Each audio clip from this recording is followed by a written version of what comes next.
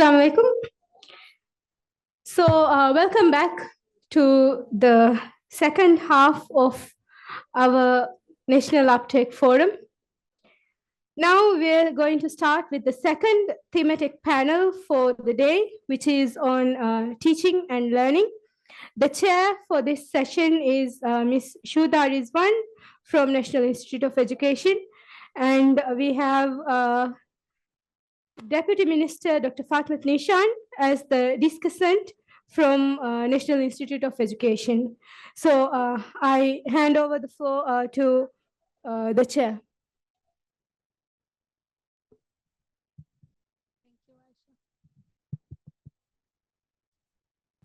Good afternoon, everyone. I hope you all are energized with a very good lunch provided.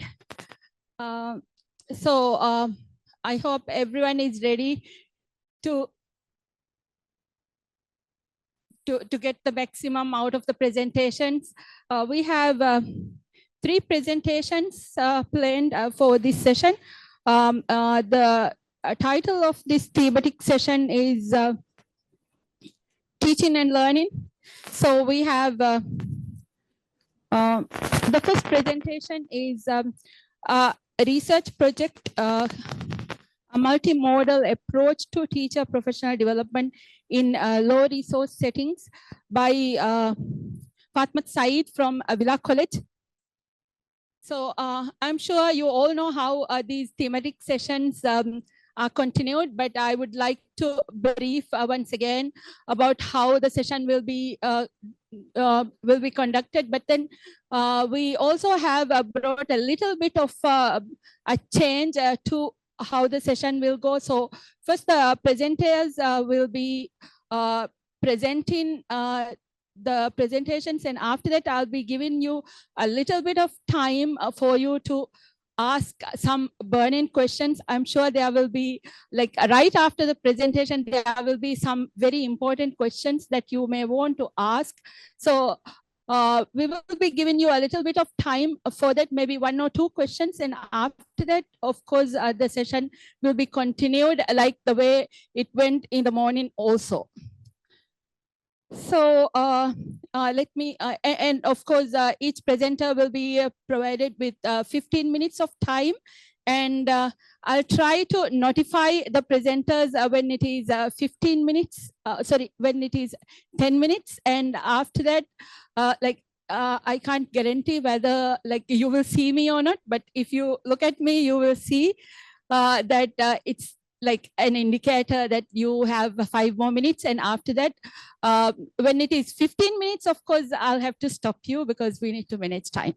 Yeah. So Ms. Fatma Said from Villa College. She is the Associate Dean of Faculty of Educational Studies in Villa College. And prior to her academic career commencing in 2015, she gained extensive experience in the field of school education. She served as a secondary teacher, leading teacher, and also as a principal. Her research interests include teacher education and teacher professional development, particularly in self-study methodologies and reflective practices. So over to you, Fatou.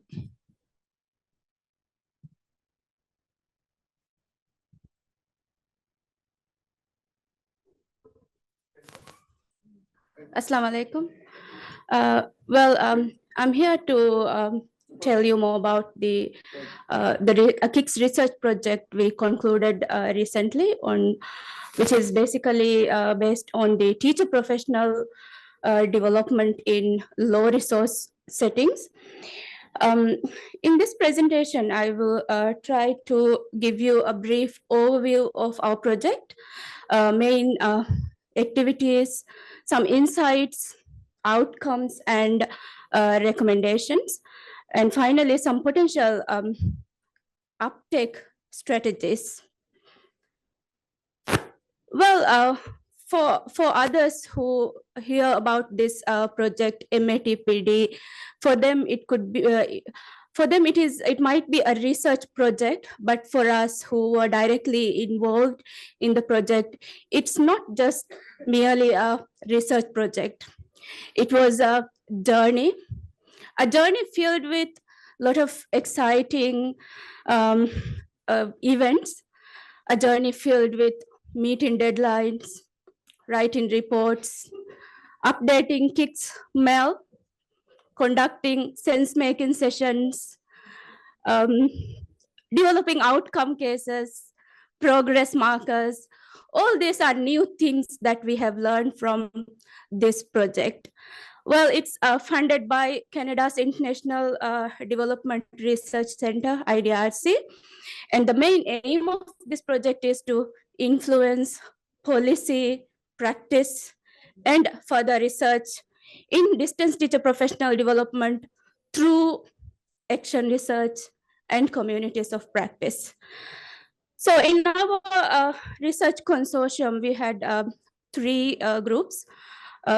Actually 4, but one member acted as a consultant where data was not collected from India, but they were very closely working with Nepal. So data was collected from Maldives, Nepal, and Afghanistan.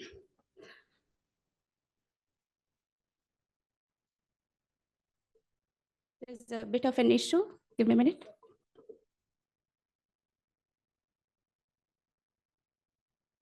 Sorry about that.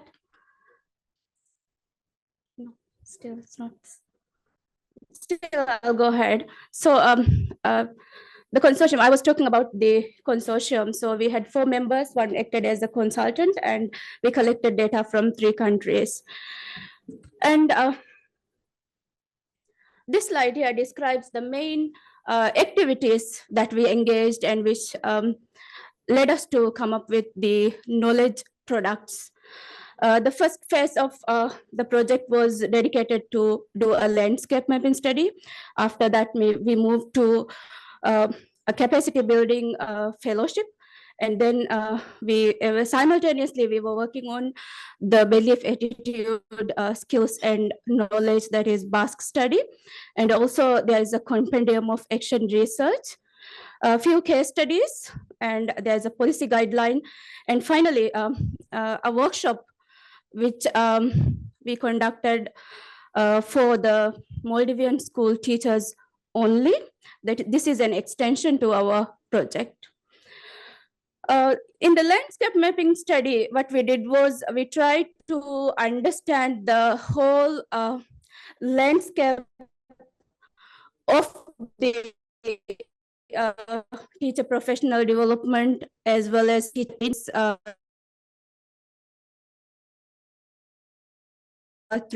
So we did some in-depth interviews with stakeholders, as well as intensive literature review.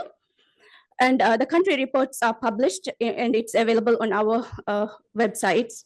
So from this, I've listed here a few of the findings from our study, Maldives country report. Lack of opportunities for teacher educators to work with teachers. Here, we also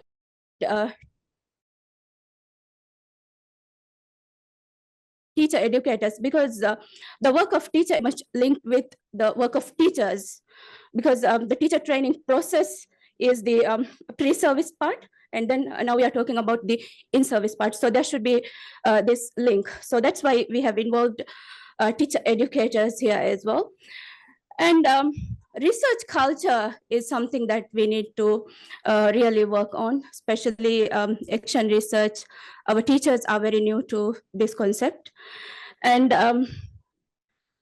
we have heard from the presentation by Mazi about the gadgets, and then how we were able to cope in the difficult time, but still the resources that we have is not. We need to, as well as access to devices and internet is limited. That is what we found from this study. And also there is no established formal mechanism for mentoring. Well, before I move into the Basque study, I would like to brief you about the fellowship program. So in the fellowship program, what we did was we selected research fellows from 3 countries, and the training was held in Mumbai, Tata Institute for Social Science, and it was a 10 months training, but the face-to-face part was limited to 10 days, but through online and hybrid mode, the rest of the fellowship was conducted. So throughout this fellowship, the fellows were required to develop an action research proposal and then conduct the action research and write reports. So in the journey of preparing and conducting this action research, they were allocated with 2 mentors, one to guide research and another mentor to guide the content matter. So one mentor was from Villa College, and the other mentor for Maldivian fellows, the other mentor was from TIS, Mumbai, Tata Institute of Social Sciences. So with the guidance of these 2 mentors, they developed the action research proposal and they executed it. In this process, we also established a community of practice, or a community where they could have dialogue with each other. One is limited to our fellows within the country, and also there is another group, another platform where they could interact with people from other countries as well. So that was how to see how the pattern of interaction, the kind of dialogue that they have with each other. And because that is one of the main parts of our Basque study. So in the Basque study, we started with a baseline. So before the fellowship, we collected data for the baseline. So as I mentioned just now, during the fellowship, they were exposed to all these different experiences, and then we conducted end-line study. Some of our fellows are already here in this discussion forum as well. And still, we have tried to disseminate this knowledge as much as we could with the stakeholders. A lot of findings from these different activities have been presented in different platforms, conferences in ICSRI. I think 3 years continuously we have presented our findings, but still we hear that the dissemination is not enough. Still, there are people who still want to know more about our project. So the baseline study, in the endline study, mainly the questions are in the following themes. We wanted to know their beliefs, attitudes, skills, knowledge, how it has changed in the following areas like professional development experiences, about action research, mentoring, reflection, collaboration, social learning, ICT, gender equality, and social inclusion. So the findings are quite interesting here.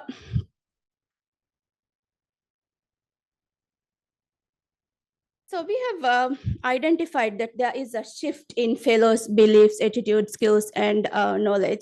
From the landscape mapping, I have already mentioned that action research was a new concept, or they are very new to action research. But in these interviews, we found out that there is a shift in their beliefs, shift in their attitude, and the knowledge about these complex concepts from the baseline to the end line. There is a huge change in this. So many of them, towards the end, they mentioned that they are confident enough that they would be able to carry out an action research on their own without the mentoring support. So I think that's a great achievement that we have achieved from this project. Then collaboration during action research, we found out that still reflection is an area that I know that it is already incorporated in our teaching programs, but still teachers, they need more engagement and more practice in their career. I think when they practice teaching, they need to focus on reflection.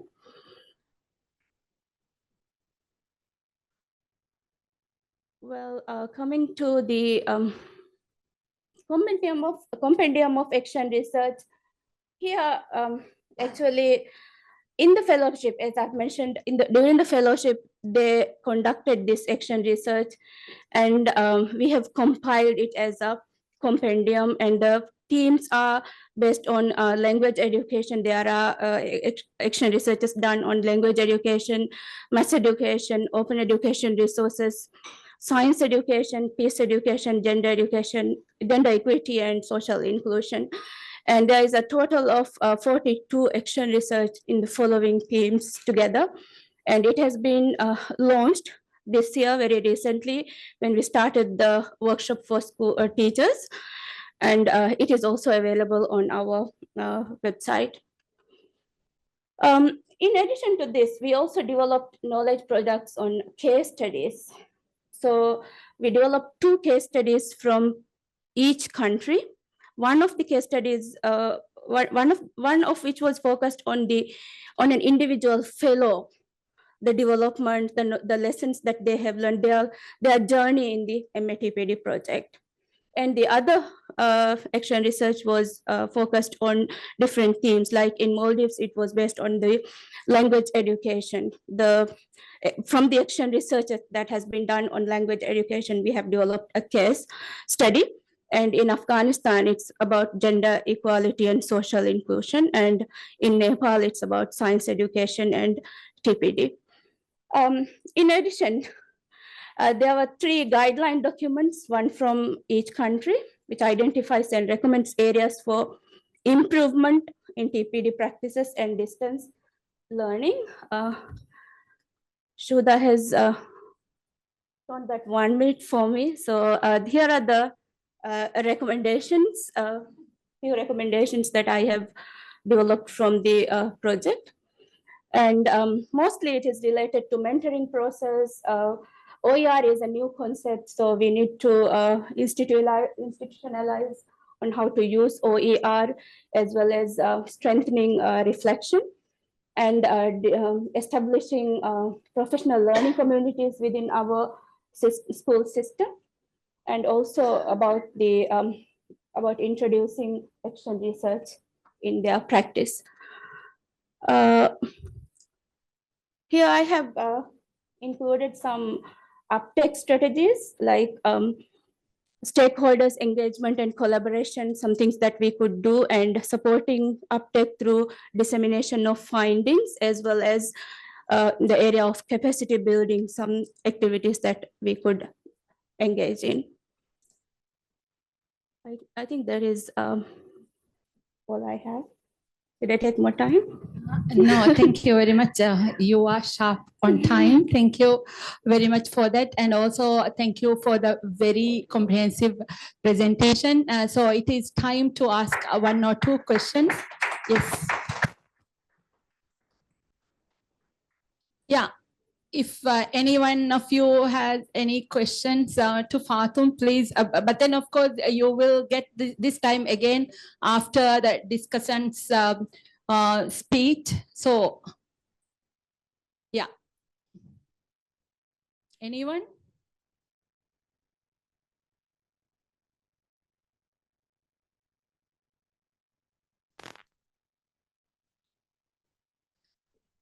Dr. Shafia. Okay, Dr. Shafia.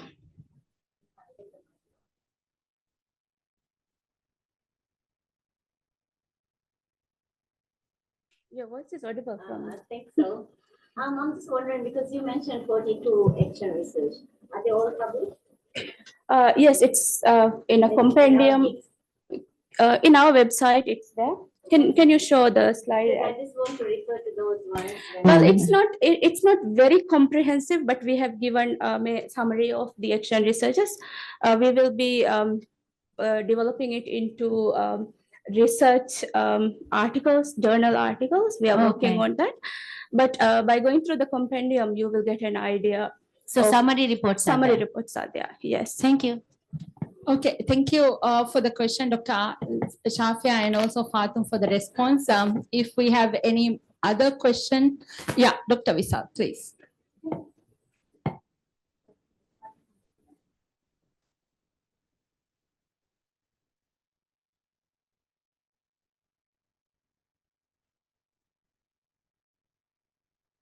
Hello, thank you. I don't know if I've missed it. I think there was a mention of some policy brief. Yeah. So could you be a little bit more specific on what kind of policy briefs are, and like how can we use of those, in what kind of situations can we make use of those briefs? I'll invite Nashi to respond to that. Nashi is there. They are our team members. Yeah.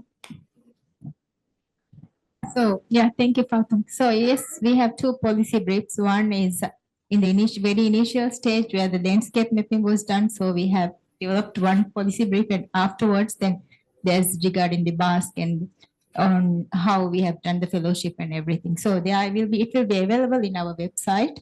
So, yes, anybody can. And I think we are planning to publish it print it as well and then distribute it to the concerning ministries and everything. Yes. I hope that answers your question. Thank you. Thank you for the response. And if we need to dig a bit deeper into the matter, maybe we can do that later, as Nashi has already mentioned. Yeah, so I think we can now move on with the next presentation. So thank you once again, Fatou. So our next presentation is by Dr. Amir Shafia Adam from, it says Maldives National University, maybe because she did the research when she was in the National University, but she is now the Dean of Research and Publication at IUM, Islamic University of Maldives, and also she is an assistant professor there. Her role in the university involves managing research projects, providing research and publication support to researchers, and also she is involved in teaching postgraduate courses and also supervising student research.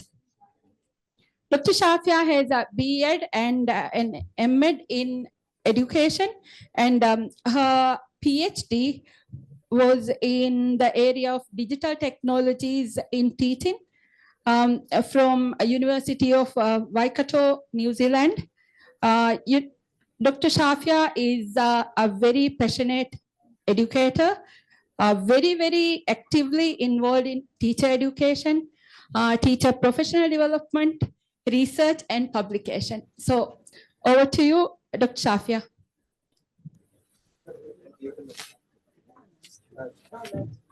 All right, never mind. Good afternoon, everybody.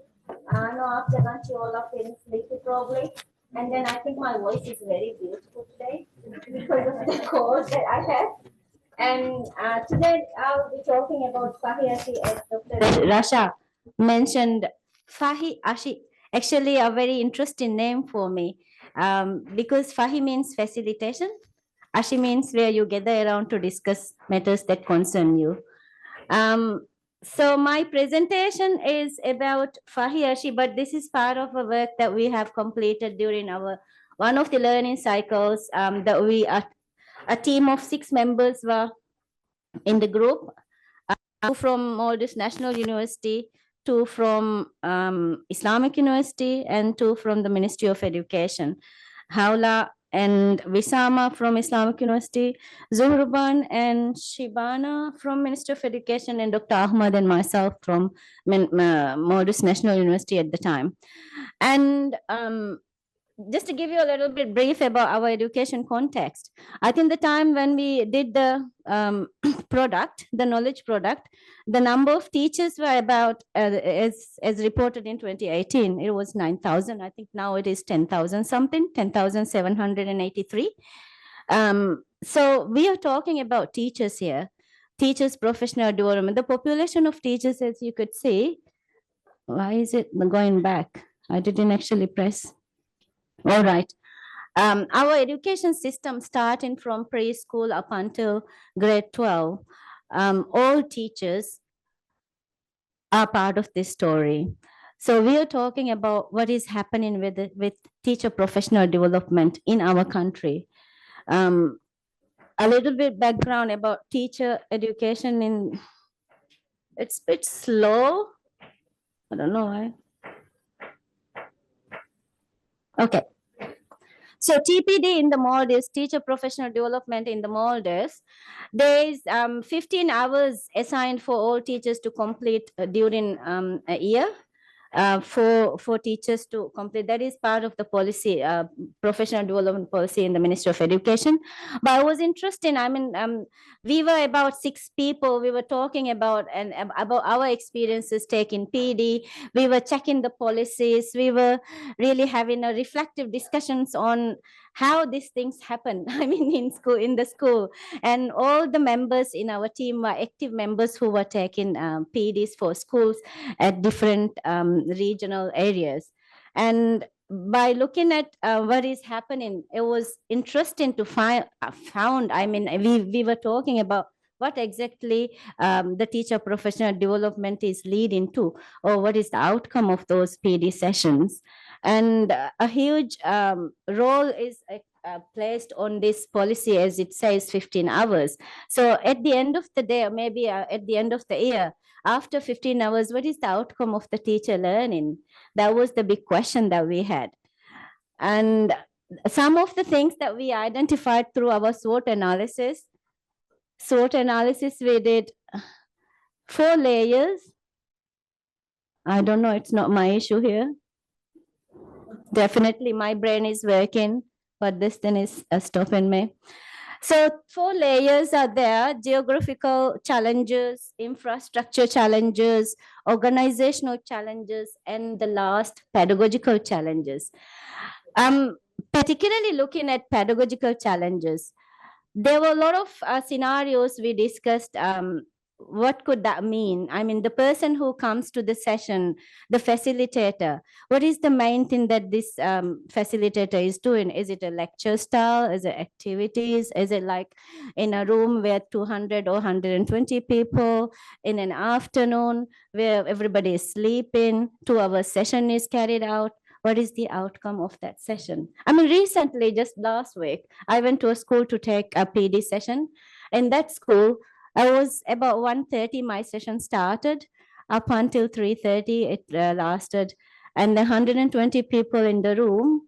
And the topic, interestingly, mindset to inclusive practice. Imagine what could be the thing that perhaps those teachers would have learned. I mean, I don't know. I was very disappointed because there was no space even to interact with each other. This is the kind of scenario we are talking about. The pedagogical area, I mean, how these sessions are carried out. And then geographical challenges, there's nothing new about it. We have always, I think our team members, they discussed, Haula is here, we discussed how difficult it is to even find a facilitator for atolls. Always they request 1 month or 2 months before, and hardly they get the areas that they need. And the other thing is also, we also talked about, there's nothing such they do need analysis. It's just the matter of identifying a topic and then invite someone to come and take the PD session. So that is the practice it's been done here. In some schools, but having said that, in some schools, they kind of prioritize some areas at the beginning of the term. They identify, okay, this time, because I remember last time when I was invited for the PD session, they said our secondary teachers are not very familiar with inclusive practice, and they kind of think that inclusive practice is only for primary teachers. So that's why we wanted, that is what the teacher said, we wanted to have this session for secondary teachers, and that is the session that I talked about. So there are so many things related to this. I mean, the main story or the main argument is our PD sessions, what we have talked about, what we discussed through our SWOT analysis, it is not taking us to anywhere. It is not taking us to anywhere. It's just a matter of, I mean, it's sad to say, it's like putting a line on, on a sea or water. So kind of like people are not really ready to learn. I think learning only happens when people are deliberate and intentional to learn something specific. I think that is the main idea that I always argued with teachers. If you're deliberate, intentional to particularly think and learn, then you are going to learn it and practice it. But in our case, as you can see here, so many limitations, so many challenges, so many issues, concerns are there when it comes to our PD practices in our country.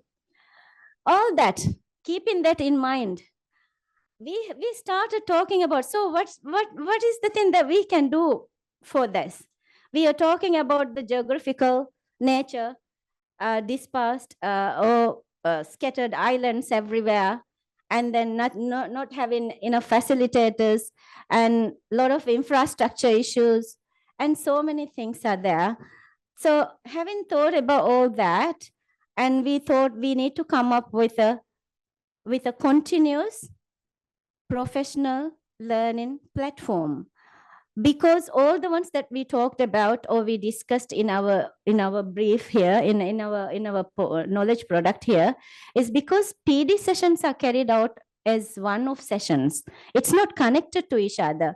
One day it will be about inclusive, the other day it will be about ICT, the other day classroom management, the other day teaching and learning, and the other day designing activities. So where do all these come together?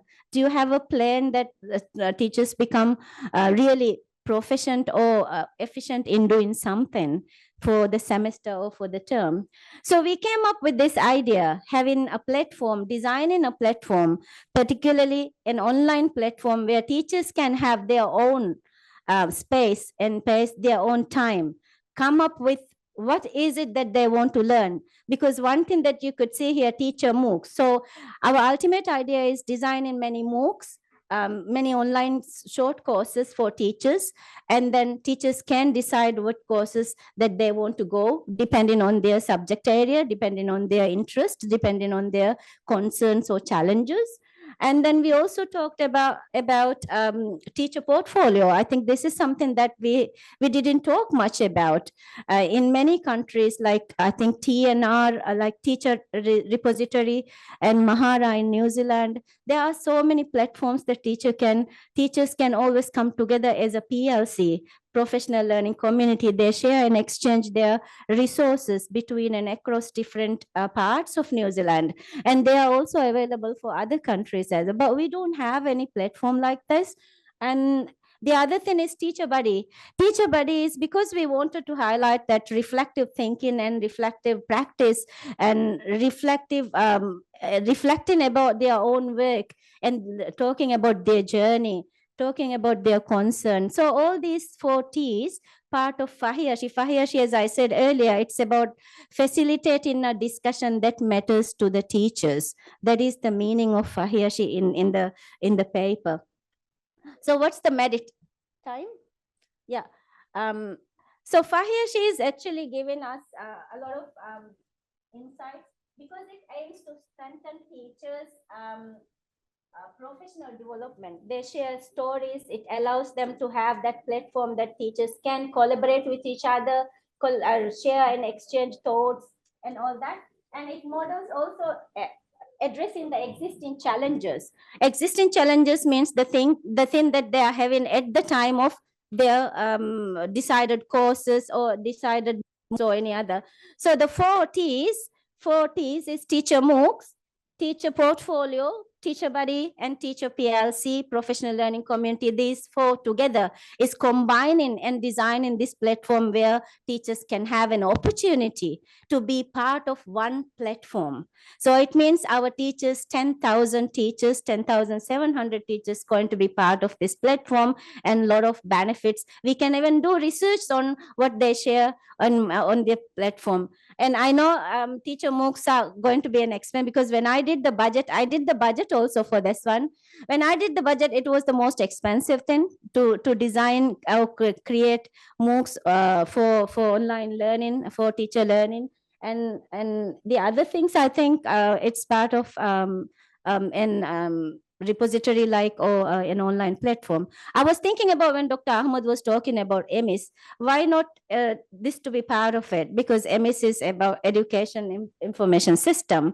So it could be part of it. In many countries, it is part of the teacher repository is part of the education management information system. So we can think about how to make it part of it. In the end, my argument is we need to think professional development as a continuous thing rather than one-off. We also need to think about PD as a reflective thing, as people can talk and collaborate and share and exchange. We also need to think it's nothing new about everybody is in the same boat. We are all having concerns. So to feel comfortable to talk about things what matters for them is an important practice we need to start. I remember in one of the projects when I was in New Zealand, teachers were talking about share or not to share. It was one of the paper that I presented in a conference. So teachers oftentimes reluctant to talk about their unsuccessful stories. So that is why my paper title was share or not to share. And so many teachers were saying, oh yeah, if it is a good story, I would love to actually share. But if it is a concern that really pointing finger at me, it's reluctant. But because it's not open, I think we need to just feel free to share in a platform where teachers' personal identification is not necessarily revealed, but you share concerns in an online platform where you can really talk about it openly. It's not the person that matters, it is the concern that matters for everybody, so that everybody can learn from it. All right, so thank you very much. I thank our team members. I was working at the Maldives National University at the time of my knowledge product, but now I'm working at Islamic University. Thank you very much. Any questions? Yes. Yes, Dr. Amber. Let me put the, oh, can you put the TPD Fahish on? Yes.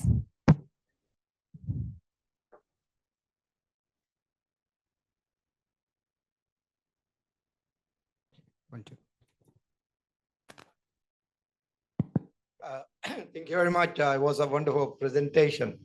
Well done. But I would like to ask, well, I don't know, I'm not asking Dr. Xavier personally, but all of us, we talk of professional development. It has to be continuous, as you mentioned later on. But how do we do it? That's the question I would like to ask. It has to be continuous process. But how do we do it for teachers? As you said, 10,000 teachers. Yes. Thank you very much, Dr. Anwar. And in the literature, like especially big people in the literature who discuss professional development, like Malé, they argue it's a team, actually Malé and et al., a big group who writes a lot about professional development. Their argument is how to make continuous professional learning. It means the first thing that I think when Fatun was sharing her thinking about action research, it's the thinking and belief that you have to inculcate in them that learning is a continuous thing. It's not that you learn something and then that's it. And it's something that you need to practically do it, use it. I think continuous goes with the practice. It's a learning by doing. It's a doing thing. It's not just learning and keeping it inside our brain. So continuous learning means that you learn something and practically you check how that goes, whether it's practical for me, whether it creates some challenges or issues for me. because that is part of the literature discussed in Temple's publications. You have to monitor very well what PDs actually targeted, whether targets are reached, and what things that came across, along the way, what concerns raised. And all that becomes as part of one chain to the other. It's a continuous thing. For example, if you're learning about ICT, for example, this day we are talking about AI. So if you're learning about AI, so the next PD session must be something related to AI again, until you get to the point that your teachers have reached that point you have targeted for that particular area. So that is continuous learning, and also really checking the practice, what happens inside the classroom, what happens inside the brain of teachers. So I think that is what we mean by continuous. Thank you very much, Uda. I know I have taken up too much time. Not I really. just would like to ask her for just follow it. Now we talk of now Dr. Shafia was talking about it, telling us about how it has to. But why can't we do it, Shohda? Okay, so at the moment here, my role is to chair this session, but then I would, because the topic is also very close to my heart, I also would like to add something into the discussion here, and also try to answer your question. So I think it's, we can't really say that it is not happening for one thing, but then it is not really happening the way we want. I think we also need to look at it from a different angle, really. I mean, what is happening, but then let us maybe look at it in a different angle. For example, instead of considering teacher professional development as about teachers, it has to be about the students. Like, for example, my capacity has to be developed not for myself, not for my career. It's about the children I teach in the classroom. So if teacher professional development has to be in place if there is a problem, if there is a gap in student learning. Like and the professional development has to be targeted in filling that gap, instead of like making teachers better and then making them bigger and better professionals. Maybe that is a byproduct. Of course, it will happen, it should happen, but then it has to be about the students. I mean, these are my thoughts about it. Yeah. Thank you very much. Actually, I also agree with you. We always need to think with the lens of student learning, because at the end, we are concerned about our students. And I like 2-3 ideas that I would like to recommend. One is action research, to go with action research approach. The other one is really targeting at the beginning of the year, and you have targets to reach based on your analysis, what has gone wrong and what perhaps concerns that teachers have. And then you go with it until you find a way through it, rather than just take a session and leave it at the under the rug. Thank you very much. Yeah, thank you very much, Dr. Shafia, for the very, very engaging presentation. And I wish that I could give you more time, but I think we have taken, we have had a very good discussion anyway, even if it was just Dr. Anwar's question. So we will move on with the last presentation for this session, which is by Mr. Ashraf Abdul Rahim from NI.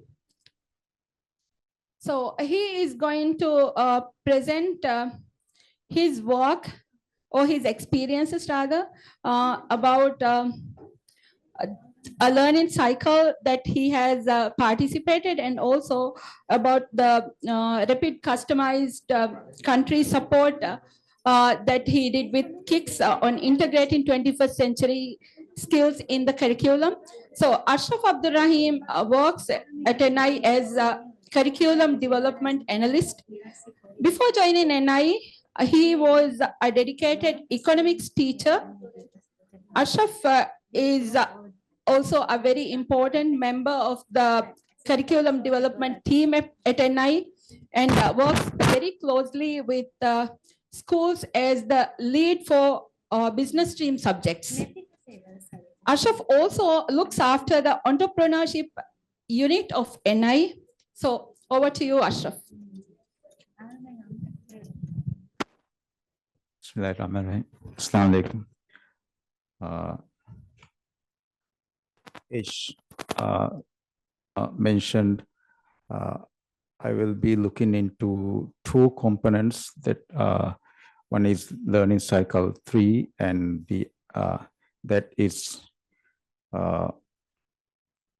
we participated in learning cycle 3 and the other component is the RCCS that we conducted in NI.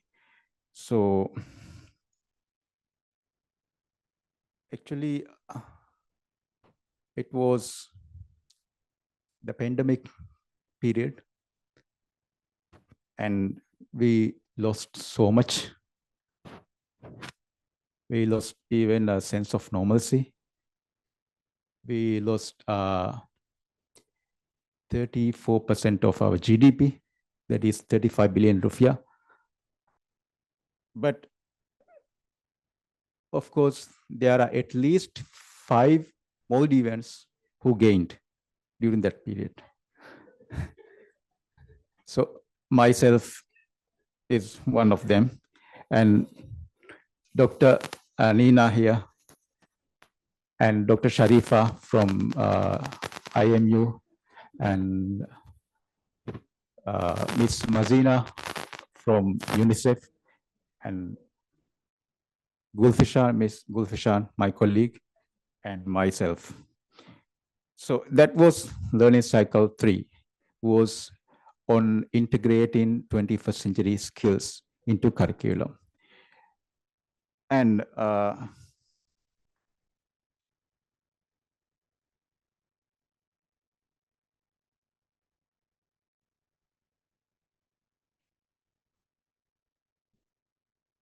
yeah.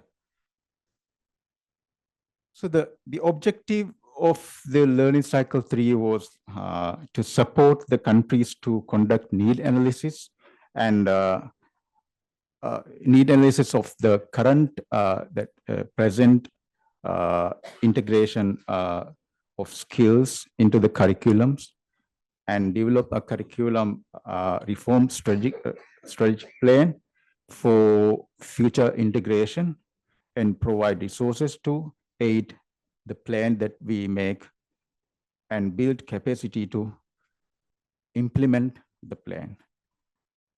And the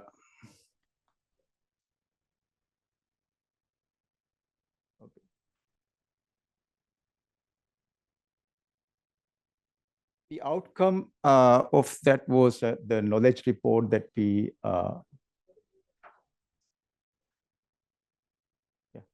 the outcome was the knowledge report that we have done, and in that knowledge report we took 2 subjects, that is science and mathematics of grade 1, because we didn't have enough time to concentrate on other subjects and other grades. And we reviewed the extent to which the 21st century skills are embedded into these subjects. We reviewed the syllabuses, we reviewed the student books, and we reviewed the teacher guides. And we made a curriculum mapping. And we made a heat map to present the data. That is what we learned. And also we did a plan to integrate the 21st century skills into the curriculum. And the training, that training program was an opportunity to reflect on our curriculum, deeply on our curriculum, national curriculum, and also on the relevant, supporting documents. We have our national curriculum actually consists of the national curriculum framework, and also there are 2 supporting documents. One is pedagogy and assessment guide. Then the other one is key competency guide. So we identified there is a need to have a proper, clear vision of curriculum. we actually have that in our curriculum. A vision is there, preparing children for life. And we also learned that to attain this vision, we need a clear and detailed mission statement. Unfortunately, we don't have an explicit mission statement in our curriculum. And also, we realize the importance of having clear, specific, and detailed skill frameworks so that the teachers can actually incorporate the skills in the classrooms, in their lessons. And we learn how to structure this particular skill framework. We learned about the strengths, we learned about the aspects, we learned about the descriptions of the skills, and which are easy to read and apply in the classrooms by the teachers. And the knowledge and the skills that we learned from the learning cycle 3, very, very important, very, very useful in our daily work, because NIE means curriculum. Whatever we do is about the curriculum. So in the daily work, it is very useful. For example, let's say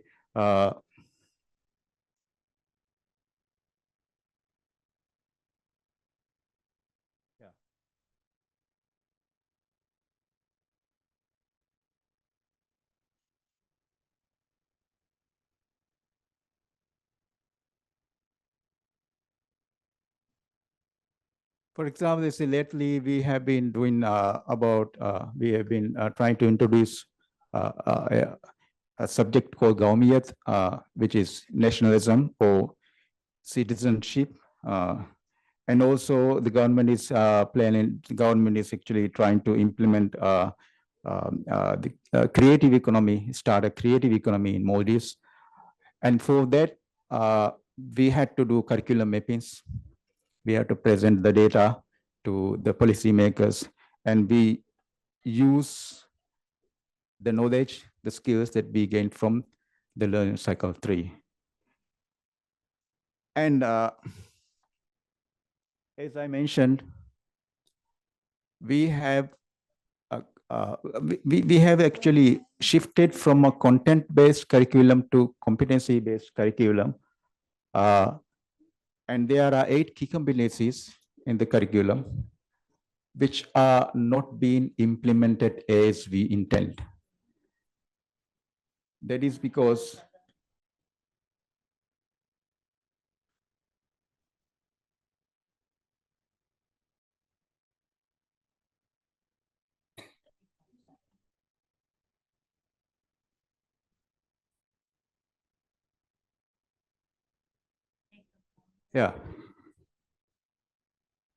because the teachers, they have the difficulty to translate the competencies. Therefore, they can't implement them in the classrooms. It is difficult for them to translate the competencies onto the students. And therefore, we thought that we need a comprehensive, detailed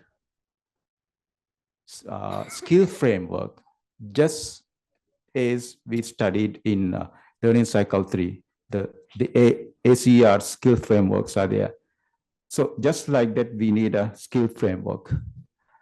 And that is why we actually requested KIX to conduct that training for 68 staff, professional staff of NIE. And we did that. Our main objective was to strengthen the capacity of NIE to fully and systematically integrate the 21st century skills into the 8 key competencies. These are 8 key competencies in the curriculum. And fortunately, the 21st century skills, elements of in the 8 key competencies, but we are not able to translate that onto the students. That is the problem. That is why we needed the support. And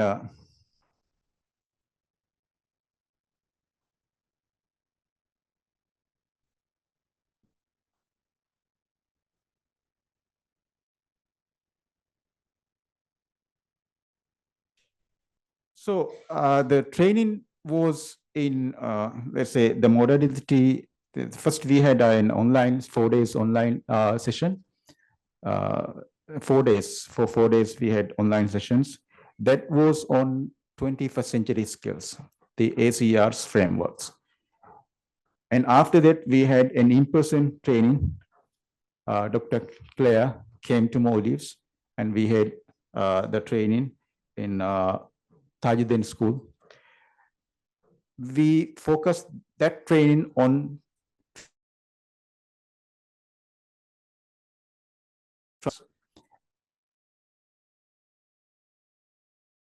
and training on making meaning, that key competency. And we believe that we thought that we will be able to generalize the skills, the knowledge that we get from the training onto the other competencies. And then after the training, we thought, yeah, this is our agenda for the training. Yeah.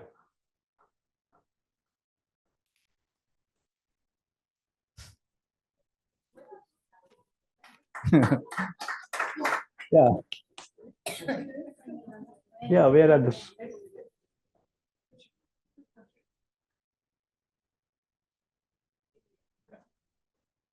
Okay, so after the training, of course, it was very, very useful, and it was useful, more useful than what we realized, actually.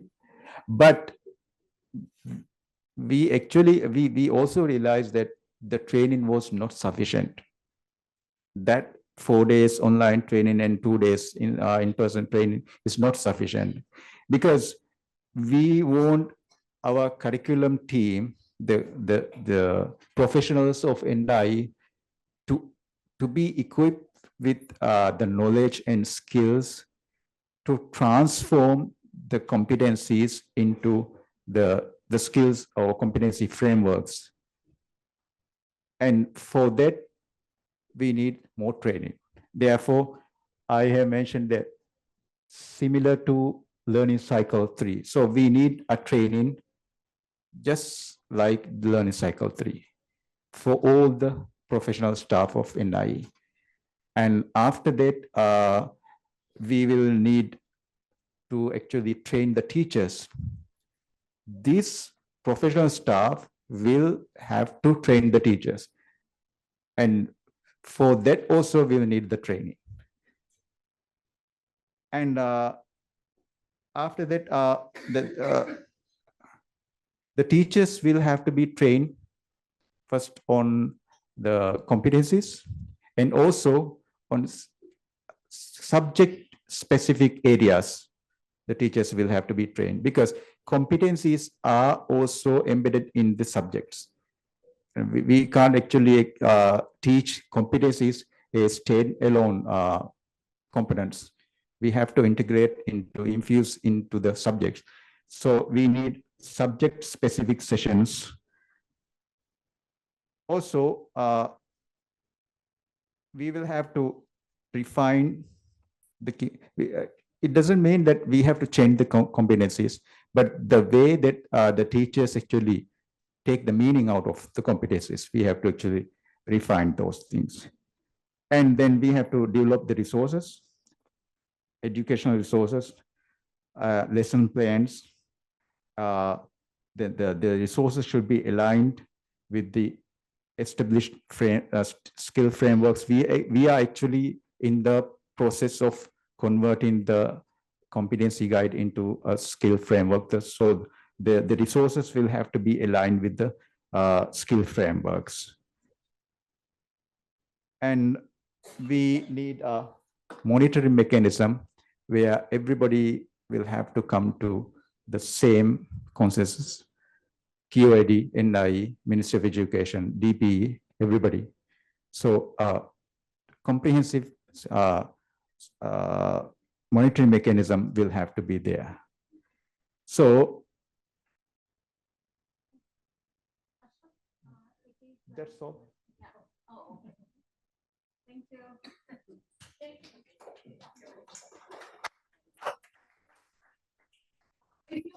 Wait here for a while for a few questions, maybe.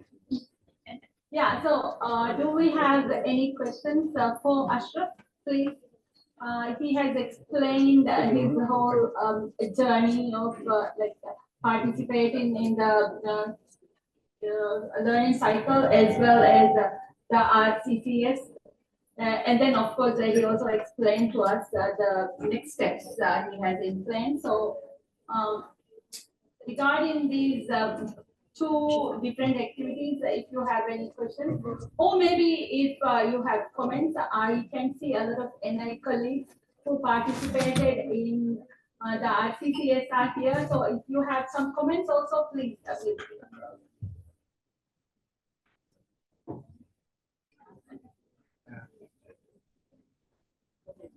Yes, do we have any questions or comments? Yeah, Paula. You can hear me. Yeah, I can hear. Actually, I was while going through your presentation, I noticed that you have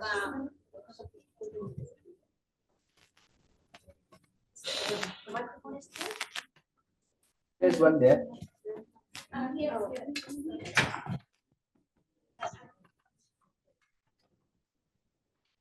Thank you. While going through your presentation, I noticed that you have focused on 3 C's, that is critical thinking, creative thinking, and collaboration skills out of the 4 C's, which is required for work and life in the 21st century. So I would like to know why you have missed, or I'm sure you must have done it deliberately, why you have missed communication skill from there.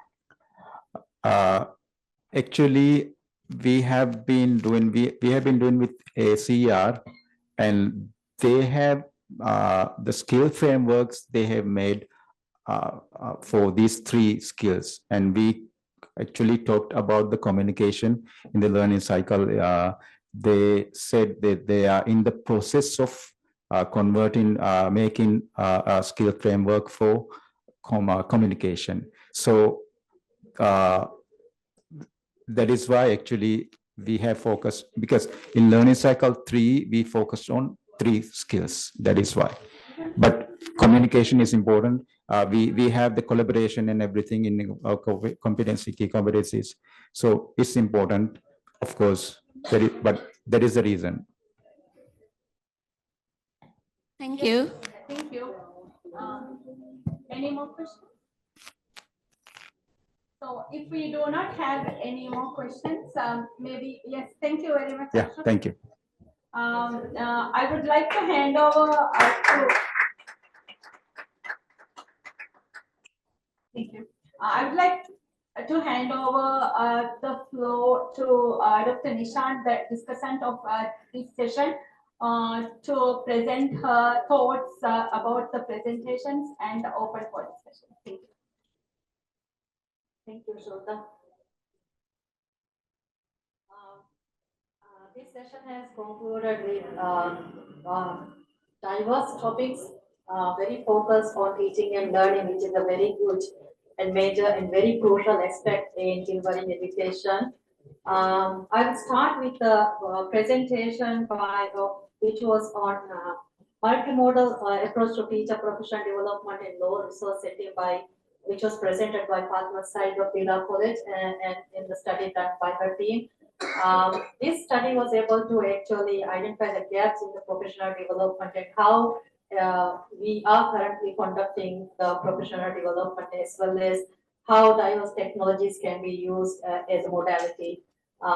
Especially a study in a low resource setting can be very crucial in bringing about the policy directions that is needed for reform. Because I do agree with their findings that the mentoring that the teachers, especially the teachers who are coming in who are the new teachers, they need a lot of support when they come into the system, because they come in with a lot of new knowledge and very high expectations and very motivated as well. And unfortunately, if you are not able to provide that appealing and the holistic and the beauty of teaching is gone, they find it as a very mundane job. Workload is very high, and we often tend to forget about their mental well-being as well. So once if these are not addressed through our mentorship programs or without establishing mentorship within the school system and support through as well as other government agencies, especially NIE, we will be facing a huge challenge in implementing the curriculum to the best. And I think that is what is we are currently facing. I do believe that the other presentation also by Dr. Shafia on Fahiyashi, we also focus, we are aware of how we need to focus mainly on a very continued, very effective professional development. And for that, we need competencies to build teacher competencies, and there are so many challenges as she has mentioned that is coming in, that is playing a major integral role in this. For example, the geographical dispersion is a huge challenge. The infrastructure of schools, if there are small schools and large schools, the amount of resources we give them, establishing the infrastructure. We are talking about AI coming in, and we are talking about different technologies and using different digital curriculum and digital resources. But are these schools equipped for this? Before we get the professional development, we need to think about it. For example, we are focusing on current one of the initiatives is we are trying to ensure that our schools air conditioned. However, when we look at the school system, so whether electrically is it sufficient? If they are currently are they on a good 3-phase, 2-phase electrical wiring system? For that, we need to first establish that. So it's small steps, but it also comes into building a lot of policies and building the infrastructure and focusing on a very planned and structured school-based professional development, which is continuous. For this, we need to have platforms. One of the good platforms we need to establish is PLCs, definitely. For that, we also need very inspiring leaders in schools. It should not be coming only from the policy level. We don't wait for policies to come and tell us, okay, do this in schools. It should come from the inspirational leaders who know their schools, what is needed for our schools, what is the best competency needed to build the teachers to implement the curriculum, because each community is different, each island is different, and it is about the leadership in building these links with the communities within that area, the geographical area within the nearby schools. That's why we have this concept of PRCs, isn't it? That's the purpose of PRCs. But I do agree there are challenges, and we need to focus on reforms. A lot of reforms need to come, and for this platform, this KIX Maldives National Uptake Forum has really played a very integral role in actually creating this awareness for our visions. From the data that they have collected, from their experience they have done, and I think this is an excellent opportunity for us to think about how we can actually work on way forward. Especially in the last presentation by Ashraf on integrating 21st century skills, we are already able to identify what are the curriculum changes, reforms we need to make, and especially how this this KIX has played a major role in our current work because we have, in a very short period of time, the NI curriculum developers has worked tirelessly through weekends on developing two main competency-based subjects and mapping out how we can actually implement this in the curriculum. One of those is the nationalism, as you know, the government, which we have, they have developed the resources, they have done the heat mapping, they have done the curriculum analysis in each subject, huge analysis, and a lot of commitment from the staff. And we are able to identify how we are going to go about it, and still we are on a pilot stage, right? We are on a pilot stage. So this experience is very good contribution to mapping the subject integration and implementation of the curriculum. I would also suggest, I do not have much questions as questions have been answered. I would just suggest one of the presentations, I think the one with a multimodal approach to teacher profession. The findings, they have so many papers, and I think it is very important to have a forum or knowledge-based exchange seminar where you bring the local education group, you bring in the institutional capacity, the institutional leaders, curriculum developers, school leaders, and have 1 or 2 or even 3 days or a week long, or you can break it down into several sessions within the year to inform them and share this knowledge, listen to their challenges, and actually come up with good plans for policy directions. So I think that could be done. And another thing I would just suggest, and we are currently working, and we have a very good program within the GP. We have identified our way forward on creating a good mentorship. So that is a very good news. And based on these findings, I can understand how crucial it is. So we are working on creating a network of mentorship. And also when we do professional development, we need to focus on what are the challenges and what are the challenges as well as what is needed. Especially, Shafia has mentioned about, Dr. Shafia has just presented about her experience in conducting a PD session in a very crowded room with lots of people. So when we are planning, at the moment, I do agree that the PDs are one-off sessions and the continuity is not there, as well as how applicable and the practicality is not evaluated before the PD is conducted. So it's just, they just, from my experience, they just suddenly realize, oh, we have a PD coming up in the calendar, we need to do a PD, let's find somebody who can come and give something on. So it's not very well planned from the school side as well. So we need to focus on the practicality, the applicability, and the need for that particular area of within that school and the school vision and the school leadership. It should be coming from there. We should have a very good plan. And we are actually from NIE, we do coordinate for professional development, and we are working on creating more effective plans. And hopefully soon we will have a very good structured PD session plan coming up, so that we are going to work on how teachers can be upskilled with the changing dynamic world, the skills that are necessary, and more foremost, how we can actually make teaching great again so that we can attract more young people into this profession. Thank you very much.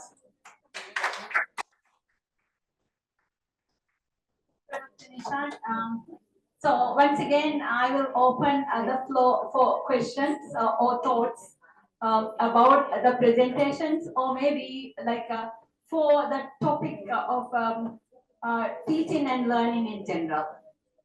Yeah, the floor is open. Please raise your hand if you have got any questions or thought to be shared. Yeah, what's now, please.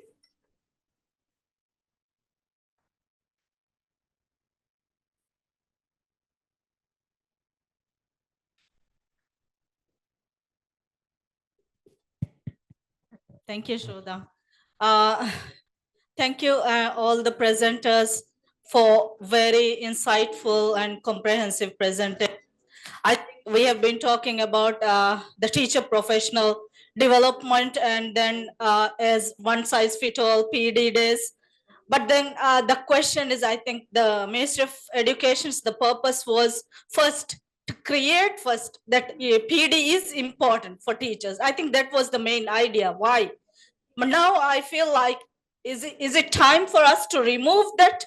And then I feel like, would then teachers be like fully intrinsically motivated to participate or to spend from their own pocket to participate in PDs? But then I don't think it will be again, it will work.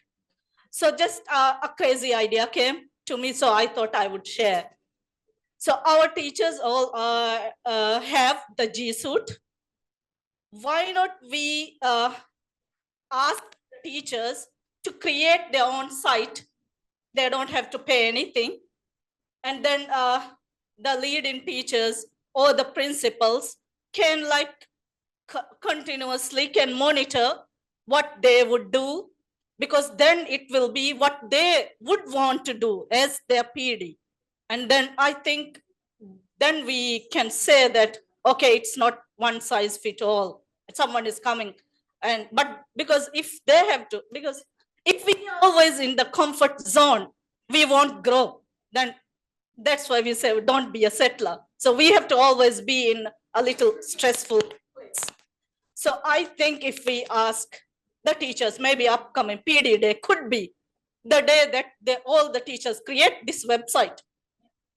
And the next thing is, okay, then it is your turn to find, because we know there are plenty of free professional development micro-credential courses.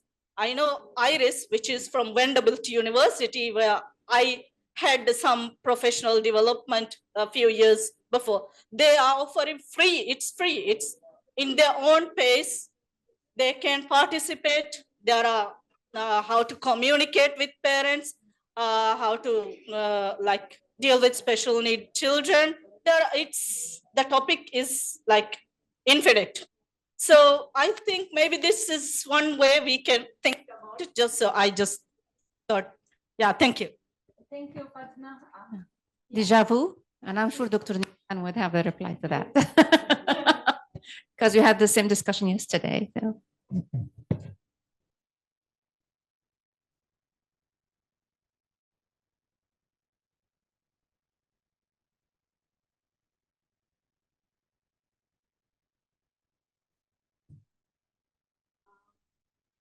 I think Fasnan has also highlighted a very key area that we have actually upskilled some teachers on using technology. However, and we have also talked about, I think even in teacher training, we train them to have make Google sites and their own portfolios as well. However, the current challenge we are facing is the teachers' workload and their motivation also. Some are very interested and some are very diligent in uploading and creating their own resources and sharing these resources within the school system. And and Dr. Shafia and Dr. Ahmad worked on one project on PPLC and Dr. Vishal as well. And we had school leaders, we have sessions on school leaders in creating their own sites where they upload their progress of school and vision, and it was amazing. And we had one of the regional conference meeting for the leaders, and we were really impressed on what inspirational leaders can do. They were maintaining their sites on what they are doing up until now. Project is still there, right? So as I said, some teachers really need a little bit of push from their school leaders as well. So it's more or less on the vision and the leadership as well. And we are at the moment, as you have, I think you would have listened to the education ministers live on PSM recently about the strategic plans in place for making teaching workload better than now, upskilling teachers as well as making a very holistic and happy environment for schools. So within these visions, I'm sure there will be very positive changes coming in. But as you know, changes take time. We need to pen it down on paper. We need to explore how we are going to go about it. We need to train, and then we implement, and then we monitor. So this process is currently, it is initiated, but it will take a bit of time. And within these years, I'm sure there will be a very positive change coming in, and more teachers graduating from the institutions as well. Thank you.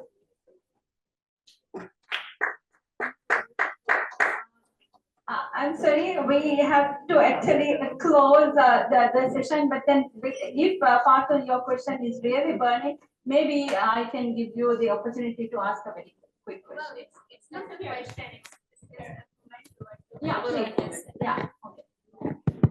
Well, it's really good to know the initiatives like mentoring is on its way.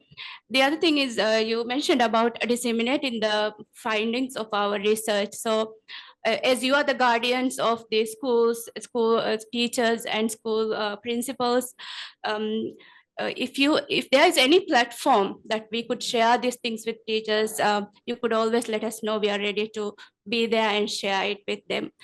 Recently, we had a workshop, and in that workshop also we collaborated with NI to get the teachers.